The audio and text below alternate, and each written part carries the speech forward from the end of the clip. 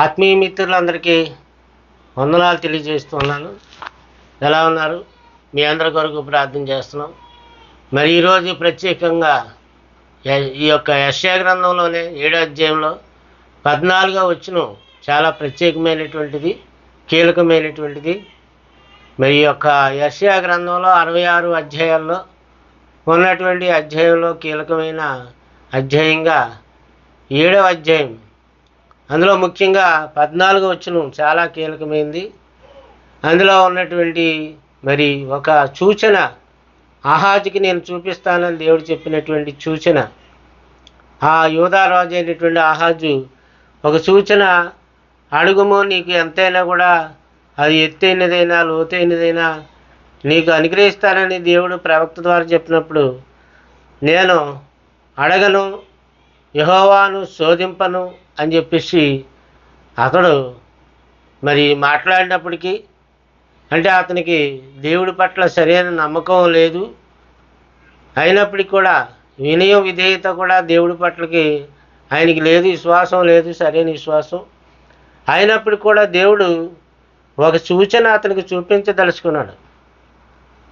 ఏంటి ఆ సూచన అంటే, కన్యక గర్భవతి అయి కుమారుని కంటది, ఆయనకి ఇమ్మానుయేలను పేరు పెట్టబడుతుంది అని క్రీస్తుకు పూర్వం 700 సంవత్సరాల కాలంలోనే ఈ యెషయా ప్రవక్త ద్వారా చెప్పినటువంటి ఈ ప్రత్యేకమైనటువంటి రిఫరెన్సే ఇక్కడ ఉంది 14వ వచనంలో.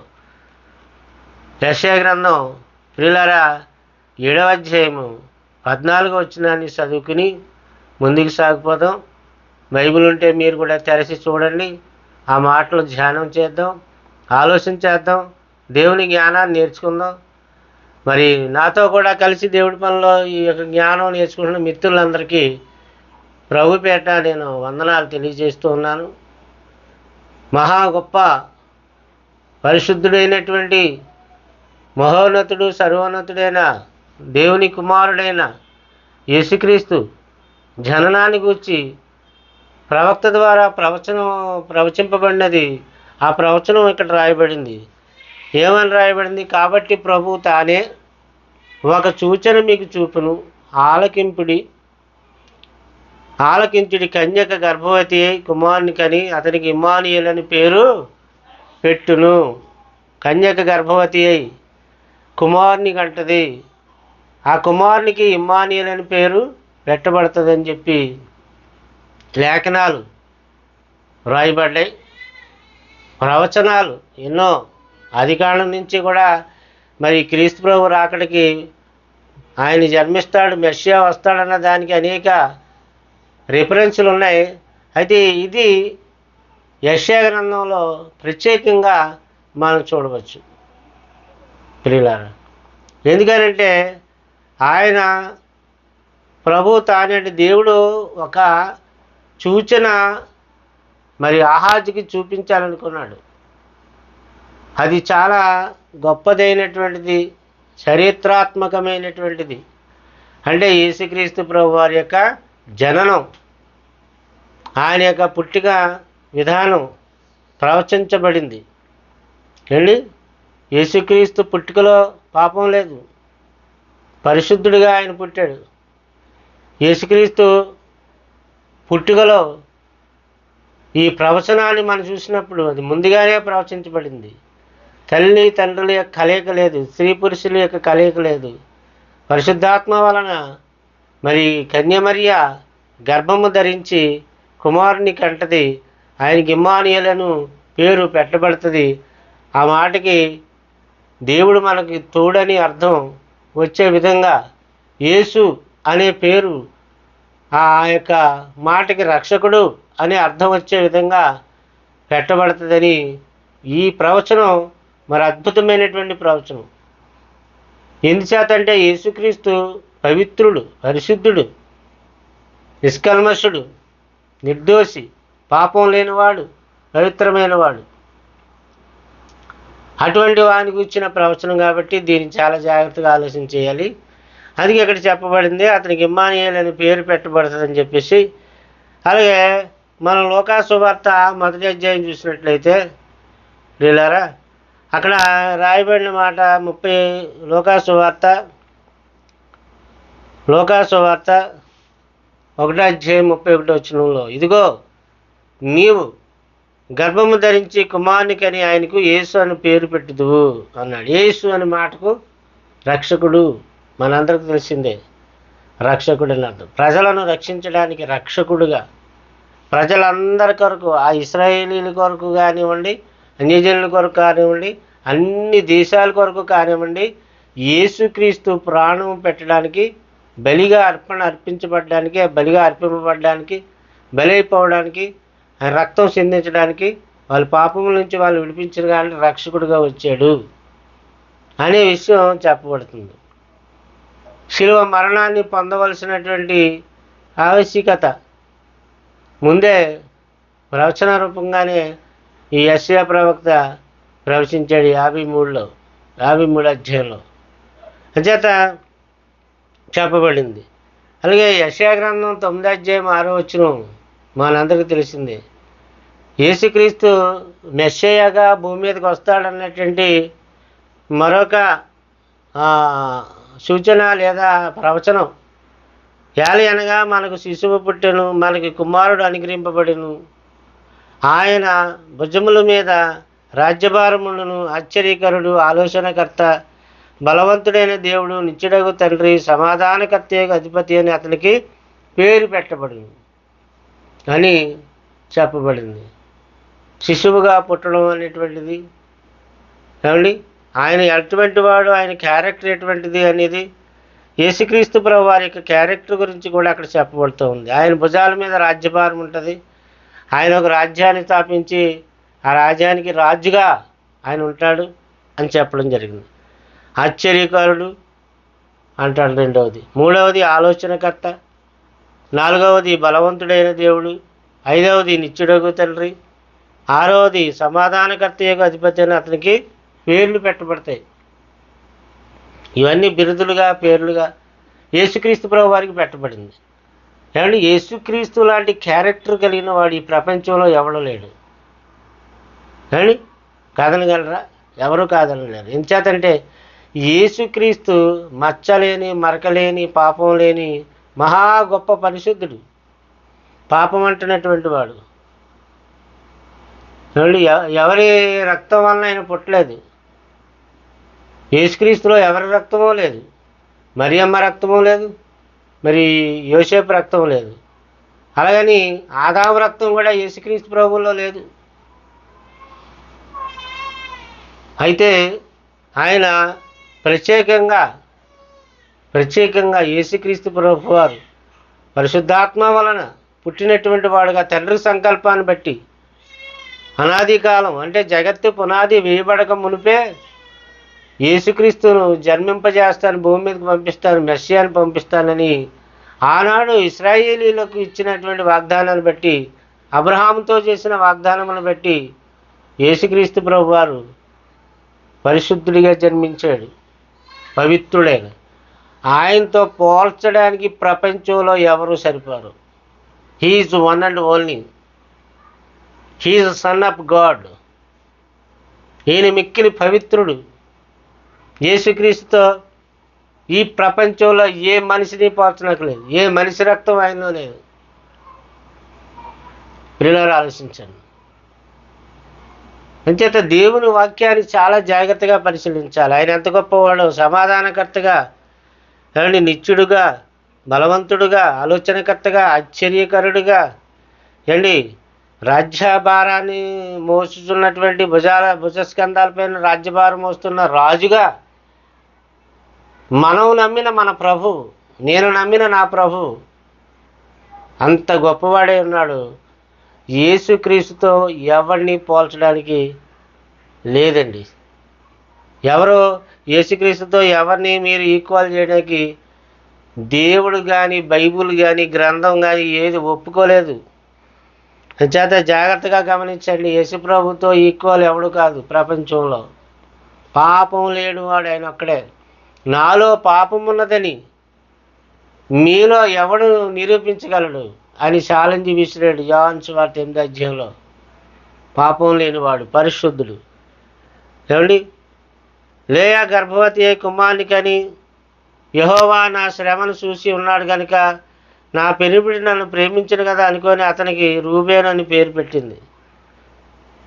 అంటే ఇశ్రాయేలీయులు పుట్టినటువంటి ప్రతి కుమారుడికి ఆ ఒక పేరు పెట్టడం అనేటువంటిది, పుట్టిన తర్వాత ఆ పేరు పెట్టడం అనేటువంటిది అక్కడ జరుగుతున్న వాస్తవం. అలాగే ప్రభువు తన ప్రవక్త ద్వారా పలికిన మాట నెరవేరినట్లు ఇదంతా కూడా జరిగింది. ఇమ్మానుయేలను పేరునకు భాషాంతరమున దేవుడు మనకి తోడు అని అర్థం. యేసు అనే మాటకు రక్షకుడు అని అర్థం. క్రీస్తు అనే మాటకు అభిషక్తుడు అని అర్థం. ఆయన రాజు అంటే ప్రభువు.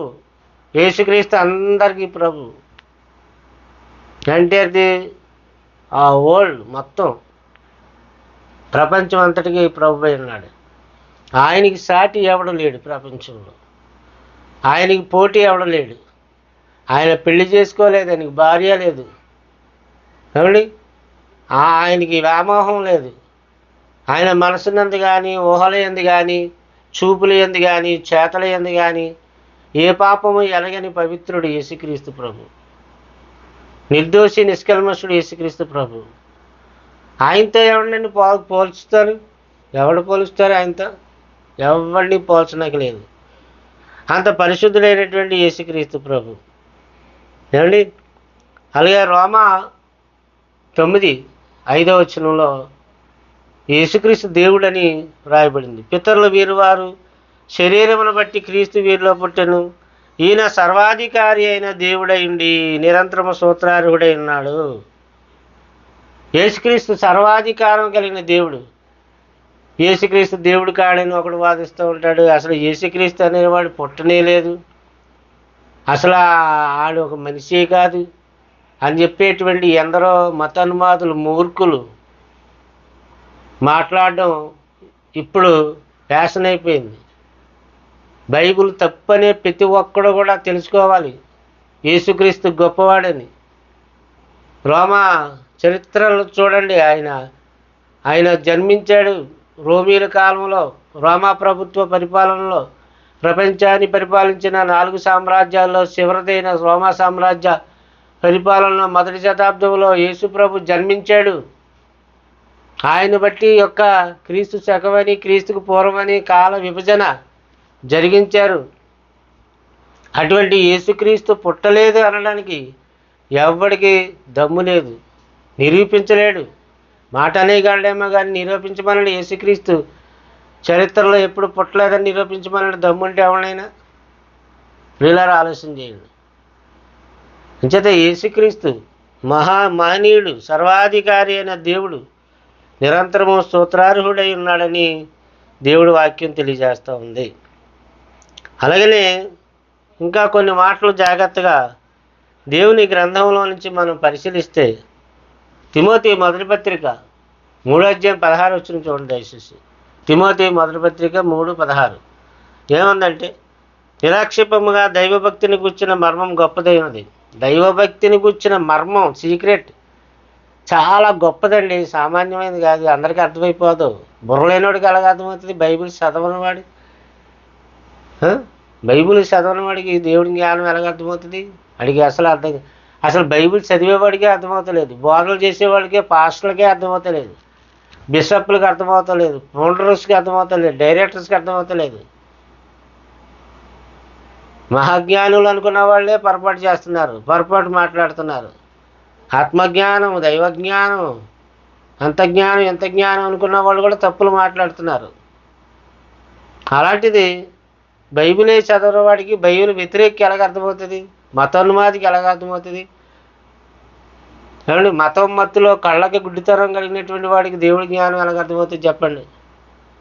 అంచేత ఇక్కడ ఏం చెప్పబడింది? నిరాక్షేపముగా దైవభక్తిని కూర్చిన మర్మం చూసారా? అంటే యేసుక్రీస్తుని కూర్చున్నటువంటి దైవభక్తిని కూర్చున్నటువంటి, దేవుని కూర్చున్నటువంటి దైవభక్తి గొప్పదై ఉన్నది. ఆయన శరీరుడుగా, యేసుక్రీస్తు శరీరుడుగా, సశరీరుడుగా ప్రత్యక్షమయ్యాను. సశరీరుడు అంటే పాపం లేని శరీరం, పాపం లేనటువంటి వాడు. ప్రతి ఒక్కరి శరీరం మందు పాపం ఉందేమో కానీ, ఏమండి, ప్రతివాడు పాపం చేస్తున్నాడు, కానీ యేసుక్రీస్తు ఏ పాపం చేయలేదు. అది ప్రత్యక్షత ఆయనకి ప్రత్యేకమైన వాడు. అది ప్రత్యక్షమాయను. ఆత్మ విషయమున నీతిపరుడని తీర్పు నొందెను, దేవదూతలు కనబడెను, రక్షకుడని జనములలో ప్రకటించబడెను, లోకమందు నమ్మబడెను, ఆరోహణుడై తేజోమయుడాయను. లోకమందు నమ్మబడుతున్నటువంటి యేసు నామము ప్రపంచవ్యాప్తంగా, not only India, not only America, not only Australia, not only London, British వాళ్ళు కానీ, ఏమండి, వాళ్ళు కానీ, ఇంగ్లాండ్ వాళ్ళు కానీ, బ్రిటిష్ వాళ్ళు ఎవరైనా యేసుక్రీస్తుని నమ్మాల్సిందే. ఎందుకంటే అది వాస్తవం. ప్రపంచవ్యాప్తంగా నమ్మబడిన దేవుడు. యేసుక్రీస్తు లేడు అనడానికి ఎవడు సరిపాడు. ఆయన జన్మించలేదు అనడానికి ఎవరికి హక్కు లేదు. నువ్వెప్పటివాడు, ఆయన ఎప్పటివాడు. 2000 సంవత్సరాల క్రితం జన్మించాడు ఆయన. నువ్వు చూసావా? బైబిల్ చెప్తుంది. బైబిలే కాదు, చరిత్ర చెప్తుంది. ప్రపంచ చరిత్రను చూడు, యేసుక్రీస్తు ఎవరో తెలుస్తుంది. ఇశ్రాయేలీ దేశం ఖగోళంగా, భౌగోళికంగా పరిశీలించి చూడు, యేసుక్రీస్తు ఎవరో తెలుస్తుంది. ఎవిడెన్స్ ఉన్నాయి, సాక్ష్యాధారాలు ఉన్నాయి, భౌగోళిక ఆధారాలు ఉన్నాయి. కాదనడానికి ఎవడో సరిపోడు. ప్రియులారా, ఆలోచించండి. శాంతియుతమైన సమాధానకరమైన బోధలు చేశాడు. ప్రపంచాన్ని మార్చడానికి, వారి మనసులు మార్చడానికి. మతం మార్చడం కాదు. యేసు బోధలు మతం మార్చేవి కావు. యేసు మత మార్పిడి చేయడానికి రాలేదు. అలాగే యేసు తరపున ఉన్నటువంటి, క్రీస్తు తరపున ఉన్నటువంటి సేవకులు కూడా మత మార్పిడి చేసేవాళ్ళు కాదు. మనసును మార్చడానికి ఆయుధాన్ని ఇచ్చాడు. ఆ ఆయుధమే బైబిల్ వాక్యం. ఆ వాక్యాన్ని పట్టుకునే ఈరోజు మేము అనేక మందిని రక్షణలోనికి నడిపిస్తున్నాం. క్రీస్తు తరపున సువార్త ప్రకటిస్తున్నాం. ఎందుకంటే నిరాక్షేపముగా దైవభక్తిని గుర్చిన మర్మం గొప్పది. క్రీస్తు జన్మము గుర్చిన మర్మం గొప్పది. సీక్రెట్ అది. యేసుక్రీస్తు భర్త అనేటువంటిది సీక్రెట్. చాలా రహస్యకరమైనది, అద్భుతమైంది, వండర్. అది ఎవరికి తెలియదు, అర్థం కాలేదు. ప్రపంచం తెలియదంటే అర్థం కాలేదు, అపార్థం చేసుకుంటున్నారు. కన్యక ఎలా జన్మించాడు, కన్యక ఎలా కన్నది, కలయిక లేకుండా ఎలా పుట్టాడు, స్త్రీ పురుషుడు కలయిక ఉంటేనే కదా పుడతాడు అని అపార్థాలు చేసుకుని అన్యాయంగా మాట్లాడడం మంచిది కాదు. ఆ రాధా మనోహర్ దాస్ అనేవాడు మరిని, ఏమండి, ఎవరితోనూ డిబేట్కి రాడు. డిబేట్కి రమ్మంటే వాళ్ళకి అర్హత లేదని దాటవేస్తాడు. చేతగాని వాడు. దేవుని జ్ఞానాన్ని తప్పుపట్టడానికి, బైబిల్ తప్పుపట్టడానికి ఏపాటి వాడు రాధా మనోహర్ దాస్ అనేవాడు. వాడే కాదు, ఎవడు కూడా బైబిల్ని తప్పుపట్టడానికి, క్రీస్తు పుట్టలేదని చెప్పడానికి సరిపోడు. దేవుని పిల్లలు ఆలోచించండి. దేవుని పక్షాన మనం నిలబడాలి. బైబిల్ పక్షాన మనం నిలబడాలి. రోషం కలిగిన క్రైస్తవుడుగా సమాజానికి క్రీస్తును చూపించాలి. చరిత్ర సృష్టించింది యేసుక్రీస్తు ప్రభు యొక్క జన్మ. చరిత్రకారులు నోరులు ముయించింది యేసుక్రీస్తు ప్రభు యొక్క జన్మ. ఎప్పటికీ నోరు పారేసుకుంటున్నటువంటి మూర్ఖుల నోరు ముయించింది యేసుక్రీస్తు జన్మ. అప్పుడు క్రీస్తు పూర్వం నాటి వాళ్ళు కానీ, క్రీస్తు శకం నాటి వాళ్ళు కానీ ఎవడైనా యేసుక్రీస్తుని గురించి తప్పుడుగా మాట్లాడితే బైబిల్ ఒప్పుకోదు, దేవుని జ్ఞానం ఒప్పుకోదు. ఏమండి, బైబిల్ కలిగిన క్రైస్తవుడు ఒప్పుకోడు, దేవుని జ్ఞానం కలిగిన క్రైస్తవుడు ఒప్పుకోడు. దేవుని పిల్లలు ఆలోచించేది. కాంప్రమైజ్ అవ్వడు, పాపంతో కాంప్రమైజ్ అవ్వడు, లోకంతో కాంప్రమైజ్ అవ్వడు. క్రైస్తవుడు నిబ్బరమైన మనసు కలిగి నీతిని గురించి ప్రకటిస్తాడు, క్రీస్తుని గురించి ప్రకటిస్తాడు. ఆయన సువార్త ప్రకటించడానికి దేవుడిచ్చినటువంటి ఆధిక్యత అది క్రైస్తవులకు. కనుక దేవుని పిల్లలు ఆలోచించేయండి. లోకా సువార్త 1వ అధ్యాయం 35వ వచనం. దూత పరిశుద్ధాత్మ నీ మీదకి వచ్చును, సర్వోన్నతుని శక్తి నిన్ను కమ్ముకొనును, గనుక పుట్టబోవు శిశువు పరిశుద్ధుడై దేవుని కుమారుడు అనబడును. He was son of God, he was king, he was universal king. ఎవడండి కాదనడానికి యేసుప్రభుని? చరిత్రకారుడు, శకపురుషుడు, యుగ పురుషుడు, ఏమండి చరిత్రని తిరగరాసినటువంటి గొప్పవాడు యేసుక్రీస్తు. కనుక పరిశుద్ధుడు, దేవుని కుమారుడు అనబడతాడు. మరియతో చెప్పబడింది. ఎంత గొప్ప మాట అక్కడ చెప్పబడింది చూడండి. ఆయన ఎంత పవిత్రుడైనటువంటి వాడు ఈ ప్రపంచంలో మరొకడు ఎవడో కూడా కనిపించడు. ఎబ్రీ పత్రిక 7వ అధ్యాయం చూడండి, 26వ వచనంలో ఉందో, పవిత్రుడును, నిర్దోషి, నిష్కల్మషుడును, పాపులలో చేరక ప్రత్యేకంగా ఉన్నవాడును, ఆకాశ మండలము కంటే మిక్కిలి హెచ్చైన వాడునైనా ఇట్టి ప్రధాన యాజకుడు మనకి సరిపోయినవాడు, లేక తగినవాడు, సరైనవాడు యేసుక్రీస్తు. ప్రపంచానికి సరైనవాడు. పాపం చేస్తున్న ప్రపంచాన్ని రక్షించాలంటే పాపం చేయనివాడు కావాలి. లోకాన్ని కాపాడాలంటే లోక సంబంధి కానివాడు, పరలోక సంబంధి అయినవాడు, ఆత్మ సంబంధి అయినవాడు కావాలి. ధర్మశాస్త్రం బలహీనతలు గల మనుషులను యాజకులుగా నియమించును కానీ ధర్మశాస్త్రము తర్వాత వచ్చిన ప్రమాణపూర్వకమైన వాక్యము నిరంతరమును సంపూర్ణ సిద్ధి పొందిన కుమారుని నియమించును. గనుక ఈయన అంటే యేసుక్రీస్తు ఆ ప్రధాన యాజకుల వలె మొదట తన సొంత పాపముల కొరకు, తర్వాత ప్రజల పాపముల కొరకును దినదినము బలులను అర్పించవలసిన అవసరము గలవాడు కాడు. ఆయన ఏ పాపం లేనివాడు. తన సొంత పాపాల కొరకు యాజకుడైతే ప్రజల పాపాల కొరకు బలి అర్పించాడు. యేసుక్రీస్తు ఏ పాపం చేయలేదు. ఆయనలో పాపం ఉన్నదని ఎవడు చెప్పలేడు, నిరూపించలేడు. ఆయన పుట్టుకలో పాపం ఉందని ఎవడు నిరూపించలేడు. కనుక తను తాను అర్పించుకున్నప్పుడు ఒక్కసారి ఈ పని చేసి ముగించాను అన్నాడు యేసుక్రీస్తు ప్రభువారు. తన రక్తంతో ప్రక్షాళన చేశాడు పరిశుద్ధుడైన యేసుక్రీస్తు.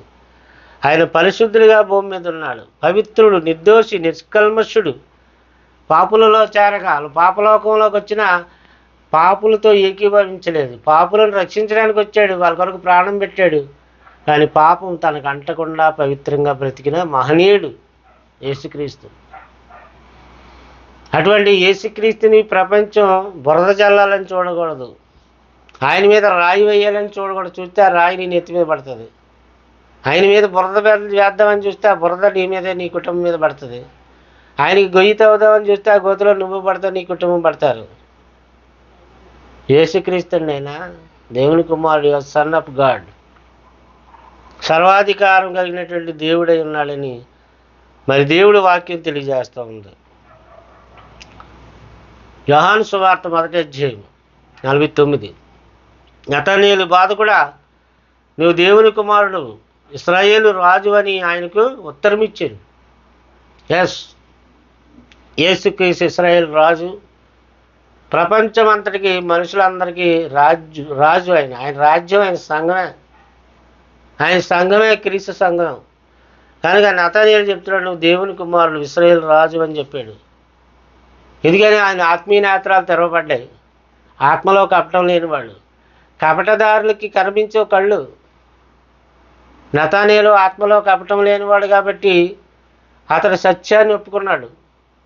లోపల కపటం ఉన్నటువంటి వాళ్ళకి, భ్రష్టులైన వాళ్ళకి యేసుక్రీస్తు దేవుడిగా కనిపించడు.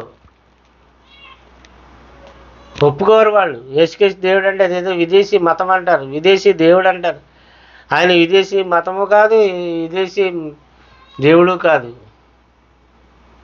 ఏమండి, అందరికీ యేసుక్రీస్తు అందరికీ ప్రభు, అందరికీ రాజు, అందరికీ దేవుడు, రక్షకుడు.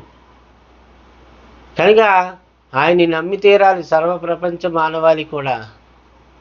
నమ్మి బాప్తిసం పొందిన వాడు రక్షింపబడి, నమ్మని వానికి శిక్ష విధించబడినని దేవుడి వాక్యం మనకి తెలియజేస్తూ ఉంది. కనుక లోకాసు వార్త 1వ అధ్యాయం 27వ వచనం, దావీదు వంశస్థుడైనటువంటి యోసేపును ఒక పురుషునికి ప్రదానం చేయబడిన కన్యక యొద్దకు దేవుని చేత పంపబడిన ఆ కన్యక పేరు మరియా. మరియా అనేటువంటి ఆమె కన్యక అంటే యుక్త వయసు వచ్చి బిడ్డను కనడానికి శక్తి సామర్థ్యాలు కలిగిన బిడ్డ కన్యకగా. అటువంటి కన్యక గర్భాన్న దేవుడు ఆమెను ఎన్నిక చేసుకుని ఆమె గర్భమున క్రీస్తు ప్రభువుని జన్మింపజేశాడు. అది అనాది కాల దేవుని సంకల్పం. జగత్తు పునాది వేయబడక మునుపు దేవుడి యొక్క ఉద్దేశం కన్యమరియమ్మ అయినటువంటి ఆమె ద్వారా నెరవేర్పు జరిగింది. హెబ్రీ పత్రిక 4:15 మన ప్రధాన యాజకుడు మన బలహీనతల యందు మనతో సహానుభావం లేనివాడు కాడు, కానీ సమస్త విషయంలోనూ మన వలనే శోధింపబడినను ఆయన పాపం లేనివాడుగా ఉండేను. చూసారా, పాపం లేనివాడు యేసుక్రీస్తు. ఏమనుకుంటున్నారు? ఆయనతో పోటీ ఎవ్వడు ప్రపంచంలో ఇంకెవ్వడూ లేడు. పాపం లేనివాడు ఈజ్ వన్ అండ్ ఓన్లీ యేసుక్రీస్తు ఒక్కడే. కనుక అది దేవుని వాక్యం తెలియజేస్తున్నారు. ఆలోచనలో, చూపుల్లో, చేతల్లో, తలంపుల్లో, క్రియల్లో ఎందులోనూ కూడా నాలో పాపం ఉన్నదని మీరు ఎవరైనా నిరూపించగలరా అని చెప్పేసి ఛాలెంజ్ ఇస్తున్నవాడు ఆయన ఒక్కడే. ప్రియులారా, ఆలోచించండి. అటువంటి పరిశుద్ధుడిని మనం నమ్మితే మంచిది, రక్షణ పొందితే మరీ మంచిది అని చెప్పి తెలియజేస్తూ ఈ వాక్యాన్ని విని మరి మీరు ప్రభు అయిన యేసునందు విశ్వాసం ఉంచాలని మీకు మనవి చేస్తున్నాను. మరి ఇలాంటి వాక్యాలు ఇంకా మనం అనేక విషయాలు చెప్పుకోవడానికి మమ్మల్ని సంప్రదించండి. ఏమండి, మీకు ఏదైనా డౌట్ ఉంటే నాకు ఫోన్ చేయండి. నా నెంబర్ రాసుకోండి, 9959354781. ఈ నెంబర్కి ఫోన్ చేయండి. వాక్యం విన్న మిత్రులందరికీ వందనాలు తెలియజేస్తున్నాను. మరి ప్రార్థనతో ముగించుకుందాం, ప్రార్థన చేసుకుందాం. మహాపరిశుద్ధుడు, మహాగణుడు అయిన తండ్రి, మీ ఘనమైన నామానికి వందనాలు. మీ కుమారుడైన యేసుక్రీస్తు జన్మ విధానం యెషయా గ్రంథం 7:14 ప్రవచించబడిన రీతిగా కన్యక గర్భాన పరిశుద్ధుడిగా జన్మించి, పరిశుద్ధుడిగా జీవించి, పవిత్రమైన ఆశయాలతో, పవిత్రమైన ఉద్దేశాలతో తండ్రి చిత్తం నెరవేర్చడమే ఆయనకి అన్నమును, పానమును, దాహమును, పానము ఇలాగా చేసుకొని ఎంతో ఘనంగా బతికిన నీ కుమారుడైన యేసుక్రీస్తుని బట్టి మీకు కృతజ్ఞతలు చెల్లిస్తున్నాం. ఆయన్ని ప్రపంచానికి ప్రకటించే ఆధిక్యత మాకు ఇచ్చినందుకు కృతజ్ఞతలు చెల్లిస్తున్నాం. ఈ వాక్యం విని అందరూ అంగీకరిస్తున్నారో వారందరినీ కూడా దీవించి ఆశీర్వదించండి. వారిలో ఎవరైనా రోగులు ఉంటే స్వస్థపరచండి. క్రీస్తు ప్రభు నామాని ప్రార్థన అడిగి వేడుకొంచున్నాం తండ్రి. ఆమేన్. అందరికీ వందనాలు. God bless you.